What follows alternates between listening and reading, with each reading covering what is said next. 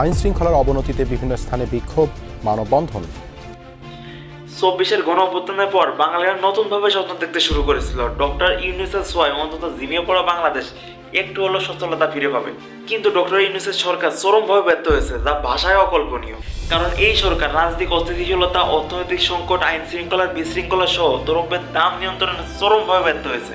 মেনে নিলাম দেশের দুর্বল কাঠামোতে কোনো সংস্কার করা সম্ভব না, কিন্তু দেশের আইন শৃঙ্খলার অবনতি ঠেকাতে আপনারা কেন ব্যর্থ হলেন জবাব চাই।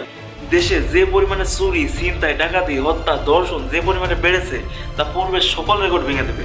এখন আমরা দেশের সাধারণ জনগণ এতটাই ভয়ে থাকি, কখন জানি আমার ঘরে ডাকাতি হয়, কখন জানি আমার লাশটা পড়ে যায়, আবার কখন জানি আমার মা বোন ধর্ষণের শিকার হয়। এই ঘটনাগুলোর দায় সম্পূর্ণ আপনাদের, কারণ আপনারা সঠিকভাবে দায়িত্ব পালন করেননি, এখনো করতেছেন না। আপনারা যদি বলেন আপনারা সঠিকভাবে দায়িত্ব পালন করতেছেন, কিন্তু আইন শৃঙ্খলা বাহিনীর সদস্যরা সঠিকভাবে দায়িত্ব পালন করতেছে না, তাহলে তাদের দ্রুত পদত্যাগ চাই। অন্যথায় যদি দেশের পরিস্থিতি এমনই থাকে, তাহলে আপনারা চেয়ারে থাকতে পারবেন না। ধন্যবাদ।